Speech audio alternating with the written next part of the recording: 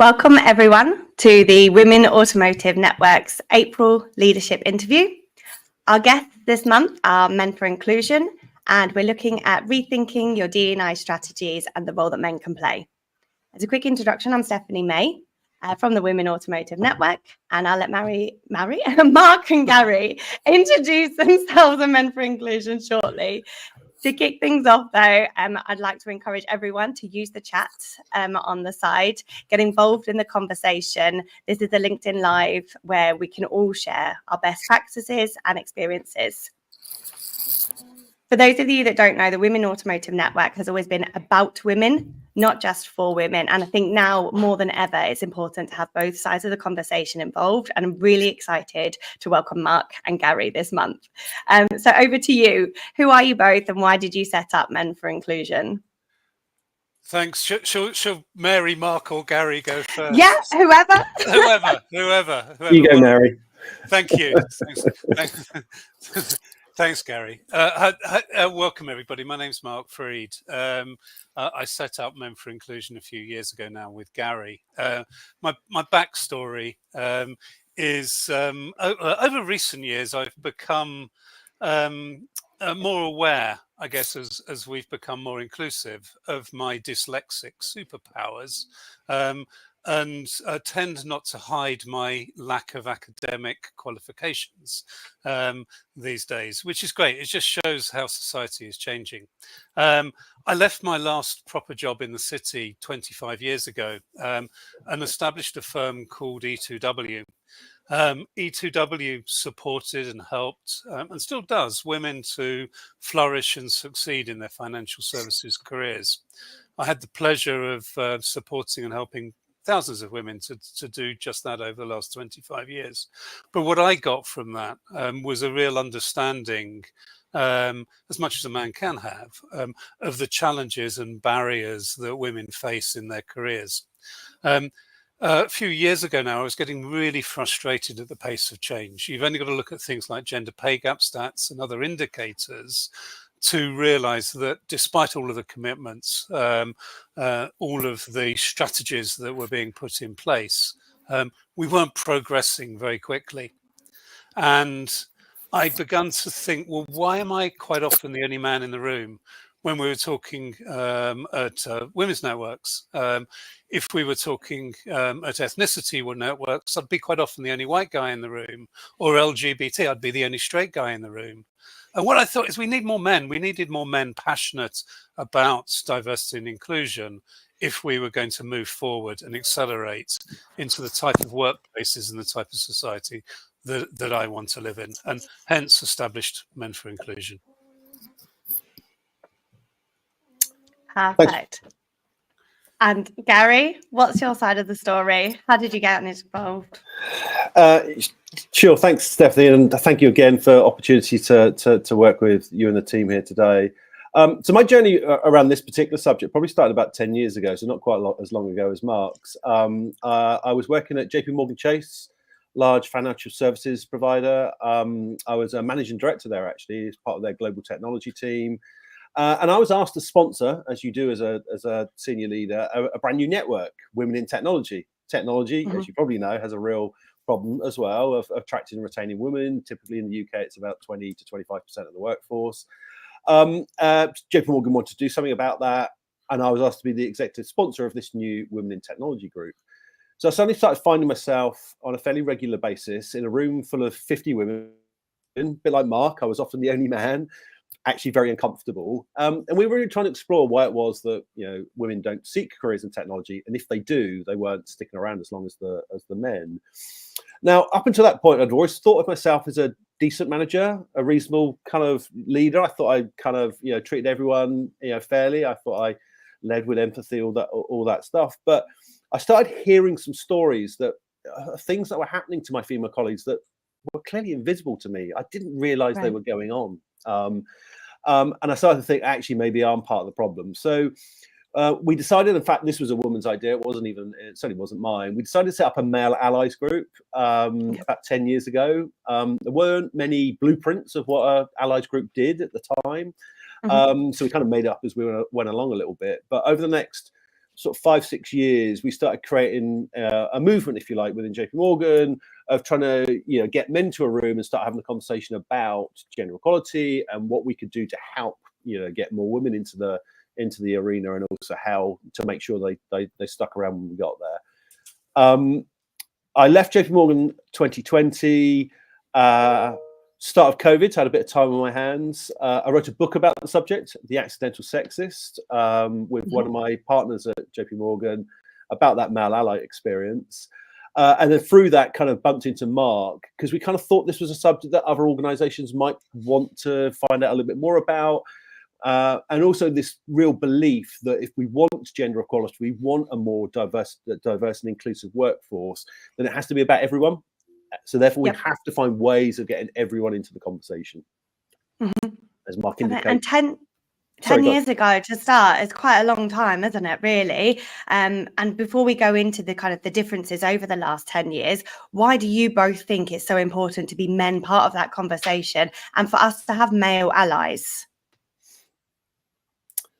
So let me start, and Mark, jump in. I mean, I think it's fair to recognise that certainly in Western Europe and in the US that straight white men are still likely to be the most in the most senior positions in most organisations. We can see that from our gender pay gap reporting, et cetera, et cetera. So I think we have to realise that it's a constituency around this subject which are quite important to engage. I think first and foremost. Secondly, I think this conversation about inclusion is a conversation about all of us. It's not just a conversation about women. I think often we talk about gender equality and think it's equated to women's rights or whatever. And those are important things, don't get me wrong, but it is a broader conversation, right? There are multiple genders. And I think therefore everyone, I think we need everyone to be part of that conversation. But most importantly, and I think, Mark and I found this through our journey through this, we think there's something in it for them. We think there are benefits to men of being strong supporters, strong advocates for diverse and inclusive kind of organizations. We think it makes their ability to perform better. It makes their lives better. It gives them more happiness at work. So we think there's something in it for them as well. Mark. Thanks. I'll just pick up on that point that Gary's made there about the what's in it for men. I think if we look back historically, we've seen over the last 20 or 30, 40, 50 years even, women really sort of freeing themselves from complying with outdated female stereotypes. You're no longer tied to the kitchen sink. That's an outdated term, but it is outdated because you have done that, and with that you've brought choice and opportunity to your lives. You can get to the top of your careers. You can lead organizations. We've seen women astronauts. We've seen women creating vaccines to save us from COVID. Women airline pilots. And top female sports stars. I was at Twickenham at the weekend watching the England-Ireland game, and just fantastic female role models. But also you have the choice and the opportunity to be working mothers, or indeed stay-at-home mothers. When you look at how far men have progressed in freeing themselves from outdated male stereotypes, I think we're 15, 20 years behind.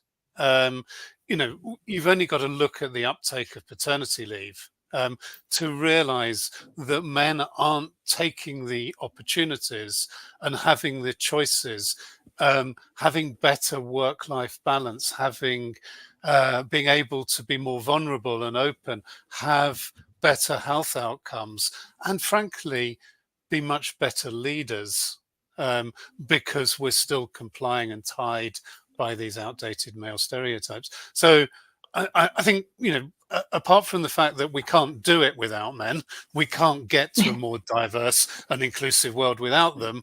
We need to include them in the journey and recognize and help them understand that this is a win-win, not a zero-sum game.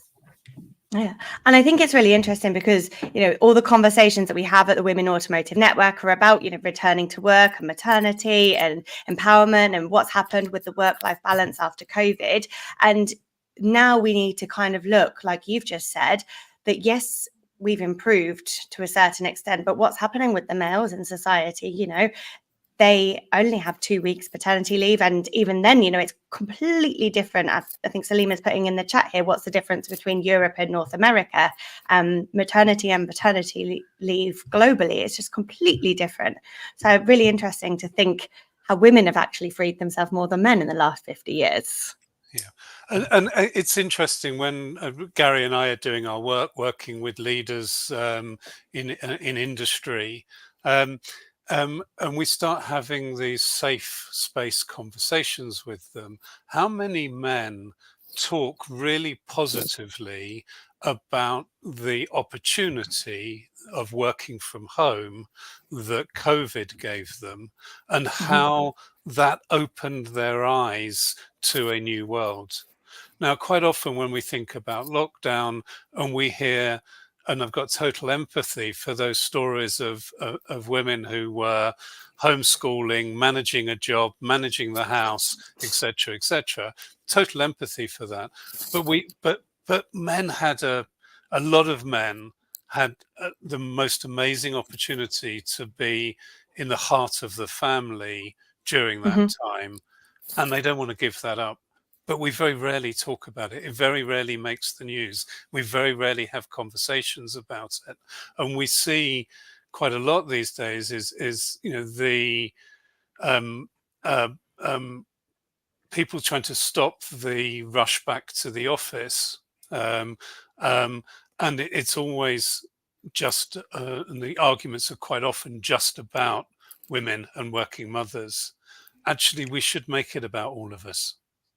Yeah, definitely. I think one good thing maybe came out of COVID, that whole working from home and the work-life balance. But as a new mum myself in those times, it's a completely different cultural, societal question that needs reevaluating. That until I think you become a parent, you don't really realize how much of a struggle or how much of a balance it really is to return to work and look after children.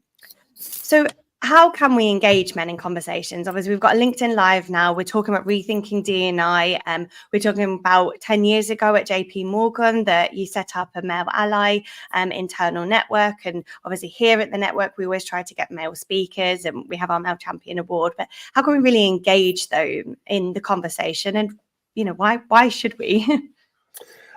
So Stephanie, I think one of the things we have to start with is make it clear that this is not a conversation that needs to start with any sort of blame or any guilt, right? I think we're all the victims, if that's the right word, of the way in which we think in very genderized ways. It's we can't help it, right? We're brought up that way.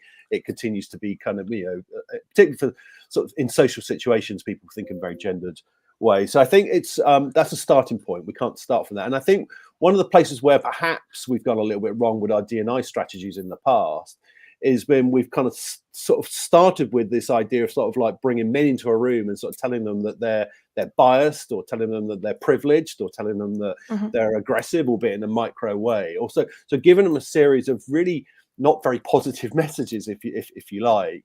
So I think the first and foremost, if we're kind of going to get people into the room, I think the first thing we have to do is try and listen to them, actually ask them what they think, right? And actually that was our approach a little bit at JP Morgan. It was to get men in the room and not to say them were bad. It was certainly to say, look, there's some bad things happening, but try and engage them in like, what should we be doing about it? Let's hear from you. Let's hear, let's hear your thoughts on this.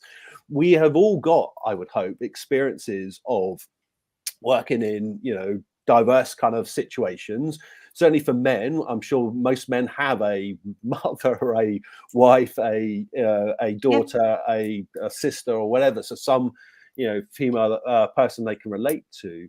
So let's have a conversation about if less than perfect things are happening, what do you think we should be doing about it? So try and bring them into, a very open conversation. I mean, there's certainly a need to make sure there is awareness, and the awareness that certainly in the world of work, there are different lived experiences based on gender. We think that our data shows that and many other people's data shows that time and time again. And we know there's things like the gender pay gap that show that too.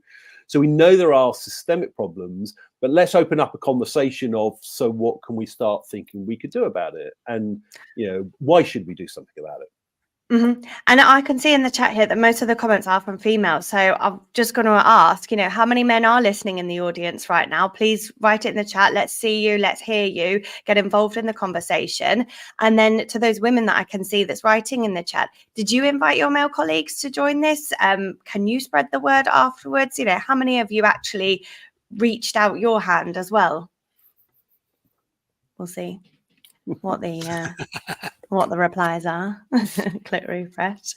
In the meantime, we've always talked about male allies, male champions, and the new kind of word in the last 12 to 24 months is inclusion leaders, isn't it?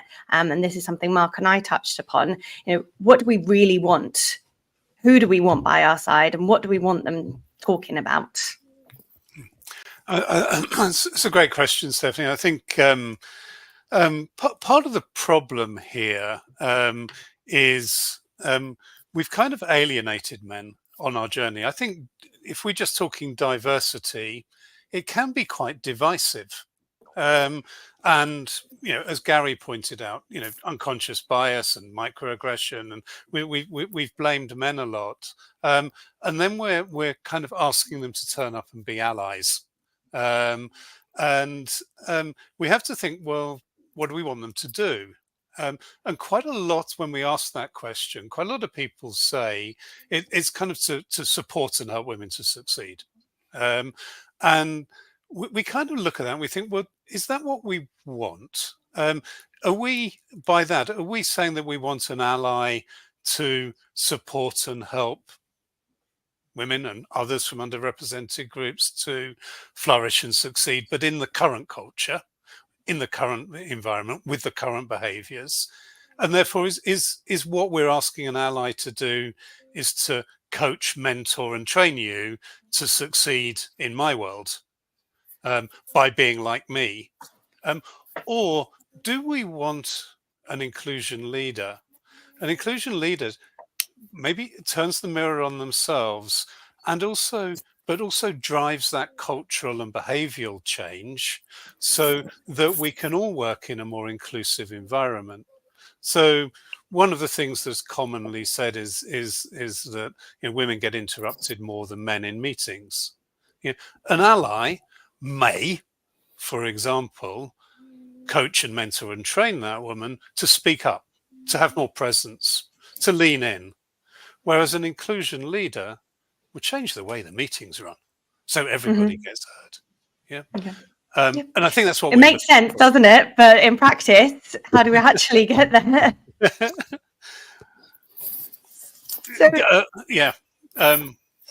That's where we come in, and this isn't an opportunity to do a sales pitch, but I think it is changing that culture, changing those mindsets, and engaging men and leaders, not just men, leaders in becoming more inclusive. I want to ask, one of the points in the descriptions about this LinkedIn Live was the traditional approach versus the EDUs and the new models. Do you guys want to talk about kind of your real experiences, some of the companies that you've already worked with, and what is working, and what's the difference? How can we move from traditional to new models? I think let's talk about the old models first of all, and what people have traditionally done, and then Gary maybe can come on and talk about what EDUs and what we do.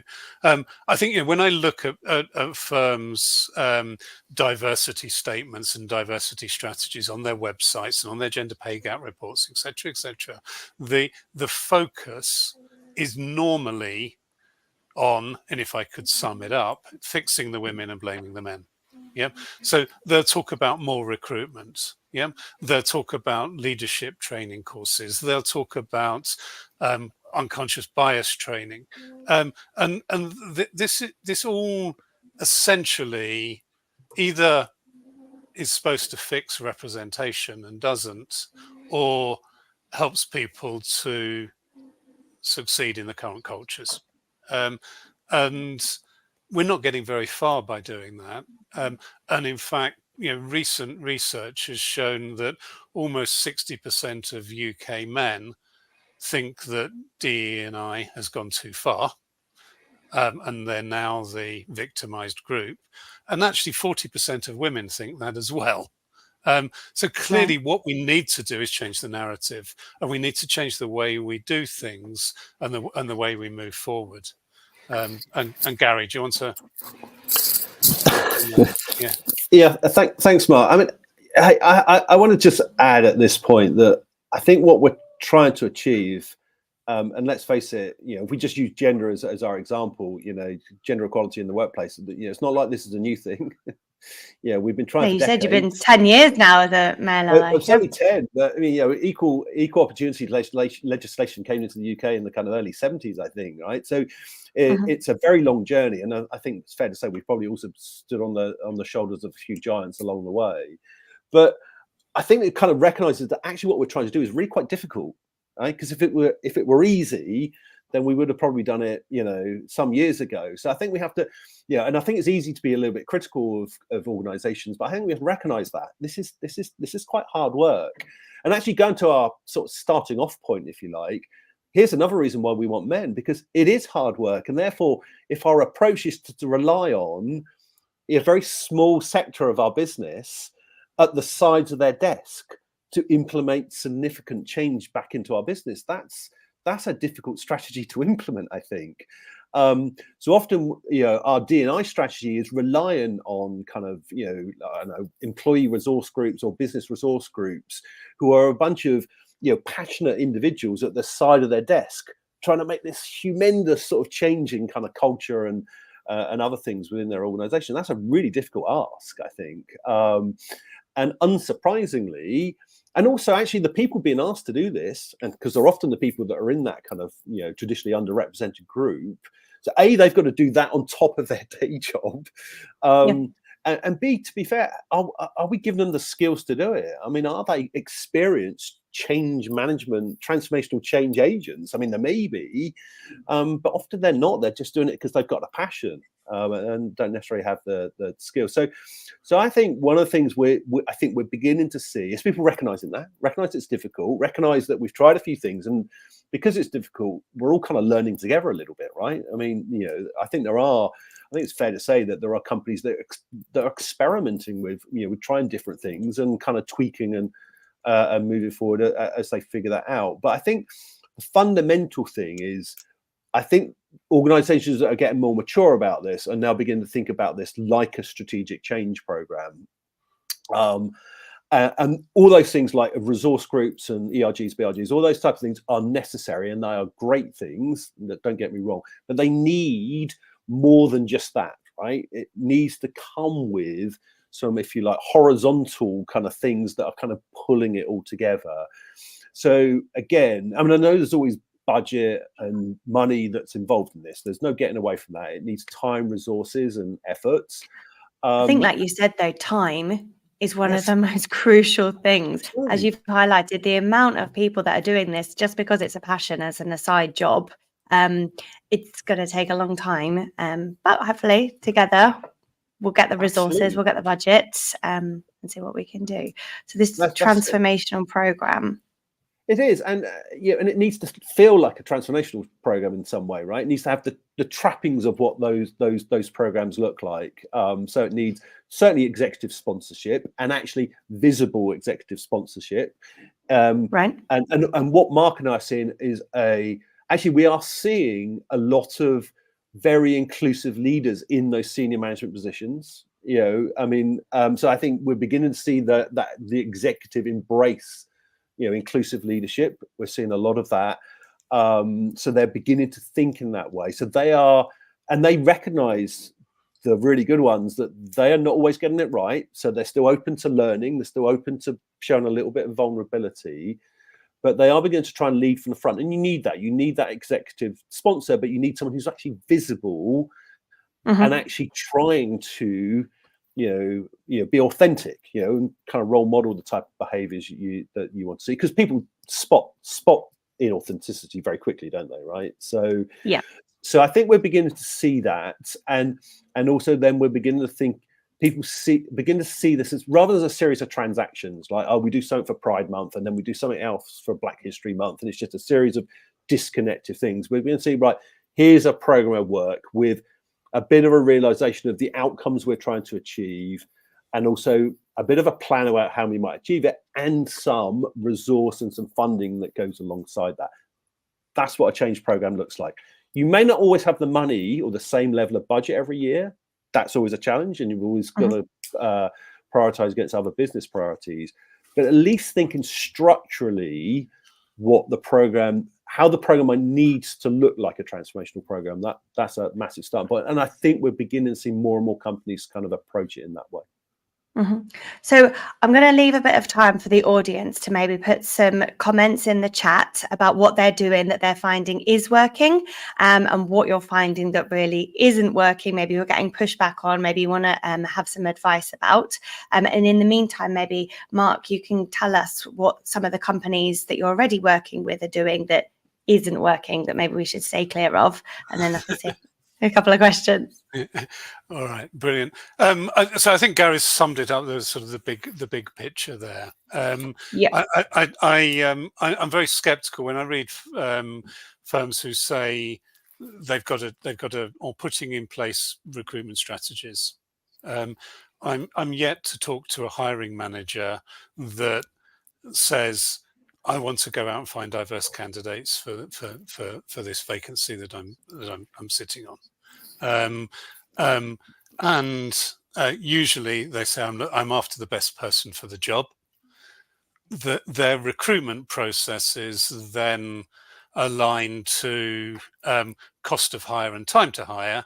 So what they're actually finding is they're getting a load of male candidates for roles that are male dominated, that are the cheapest and quickest to find. And you can tinker with that, but unless you put budget, time and money and effort into going out and finding female candidates, and you've got a hiring manager that really wants a diverse candidate, then they're all going to fail quite naturally. I think there are other things that we see that we're quite skeptical about. Gary just talked then about sort of ERGs that are just, or diversity inclusion initiatives that are just putting on one event after another, after another, after another, and expecting things to change as a result of that. Ticking the box, right? Ticking the box. Like you said, each month, what's the focus? Yeah. And quite often leadership giving those ERGs responsibility for DE&I. They're thinking it's all going to be fixed by those people who quite often, more often than not, are doing it off the side of their desk. With no authority, no strategy to rewrite HR policies and procedures and things. But the biggest thing I think that I see is the overemphasis on diversity rather than inclusion. Unless we get the culture, behaviors and values right, we can have as many women join the industry as we want, but they won't stay, they won't progress, and we won't get the benefits of a diverse workforce.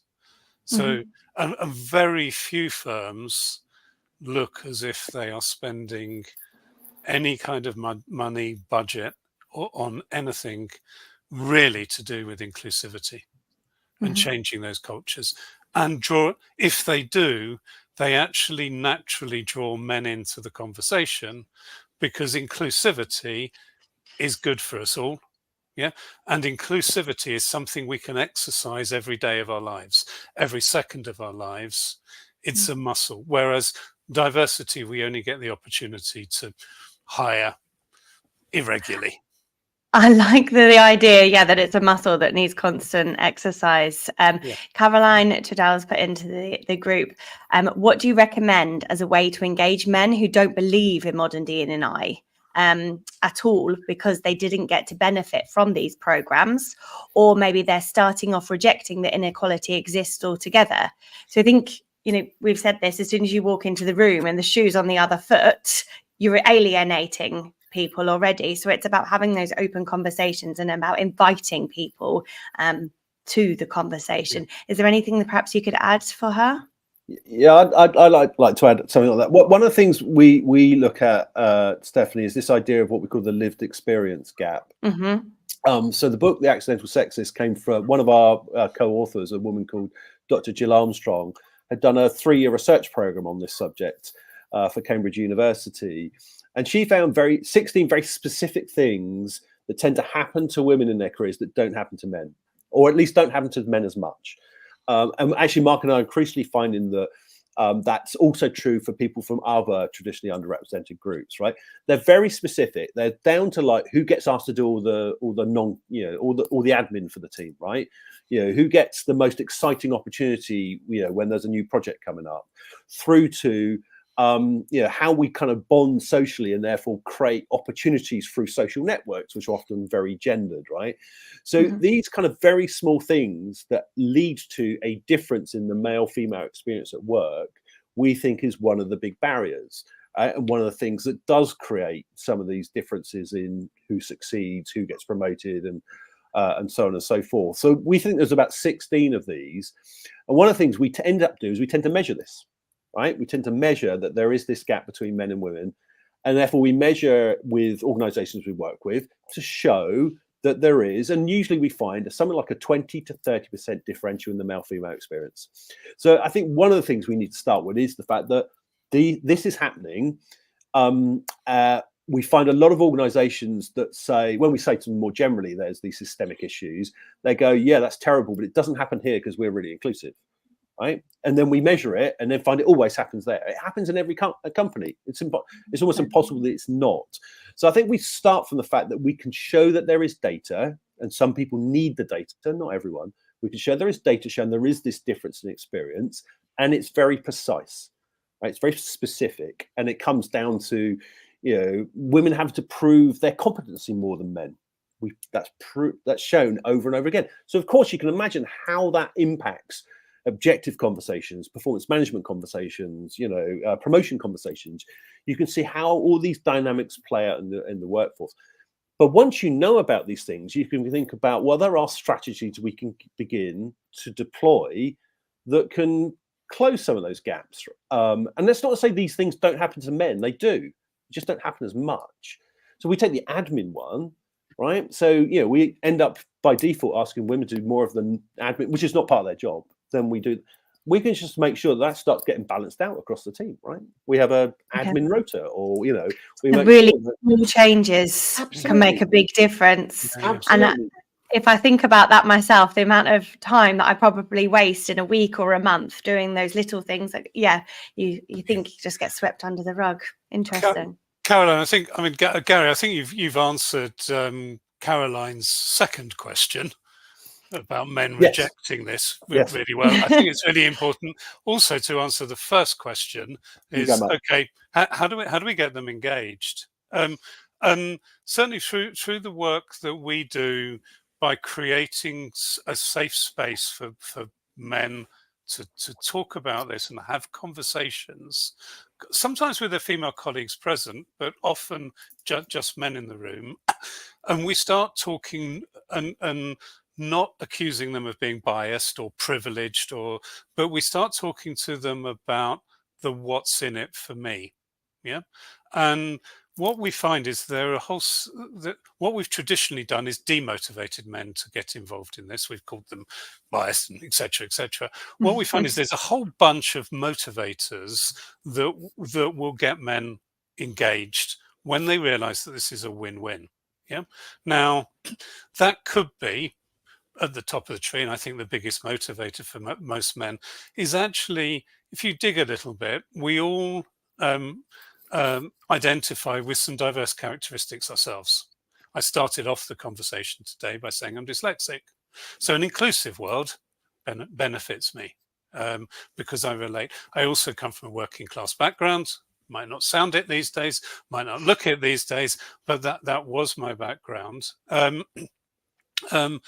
You come down another level, And actually, a lot of men talk really passionately about how they've been inspired by the women around them, and want to change the world for them. That could be their mothers, their sisters, their wives, their daughters, yeah, who we had an example recently about a chap, and we talked to him about accidental sexisms, and he said, yeah, I recognize it. I recognize it in my daughter's football team, because when I took her to football to start playing, she was shown to the worst pitch, had the worst kit, had the worst balls, the worst referees. She had a poorer lived experience. And wanting to change the world for her, he realized he had to change the world in his workplace, and it opened his eyes to what was happening in the workplace. So I think that's another area. The third area, that a big motivator for men, is actually something I touched on earlier, of actually being able to take off the straitjacket of complying with outdated male stereotypes. We talk to a lot of men who are really passionate about doing the school run these days. Yeah. Yeah. We talk to a lot of men who want to be the type of father and the type of husband that is a modern day man wants to be, that I was never able to be. Because And I don't think it's until you ask them, is it, that you actually realize how many people feel that way. Yeah. Yeah.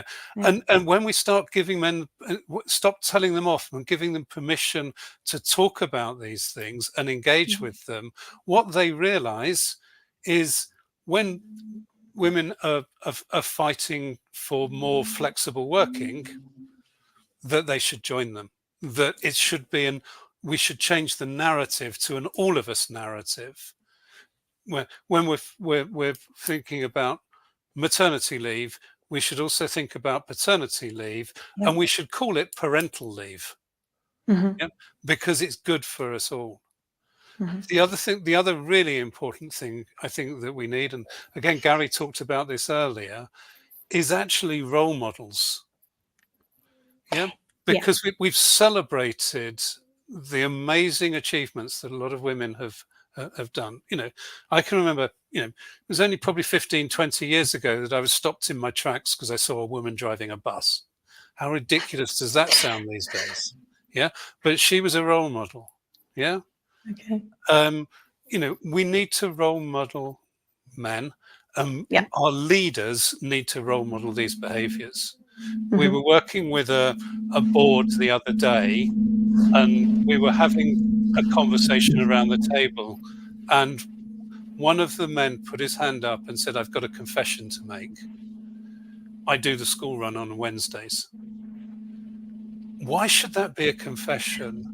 And why didn't he feel the freedom to be able to stand up and share that, not just with his leadership, his colleagues, but with the rest of the organization?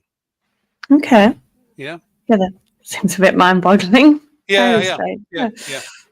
Okay.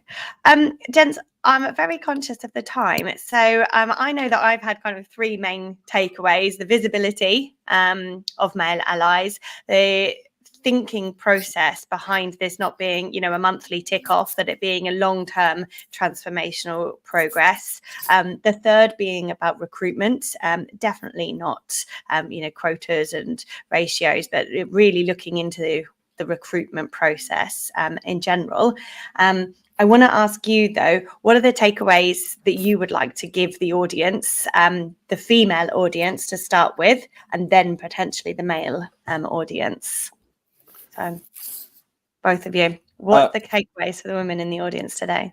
Well, actually, I think I started thinking about this question, Stephanie. I came to the conclusion that actually I wasn't going to separate between men and women. Okay. I think the takeaway probably where we should have begun at the beginning, isn't it? Maybe, yeah. I mean, and actually, it was worth saying that for the whole conversation, really, right? We are making some massive generalizations, so we do recognise we're doing that too, as well. But I think the key thing for me is that how we can begin to make this an all of us conversation, not a women's conversation or even just a men's conversation. I mean, Mark and I do recognise that part of this journey is about creating that. There is a need for a safe space for men, as has been for a safe space for women.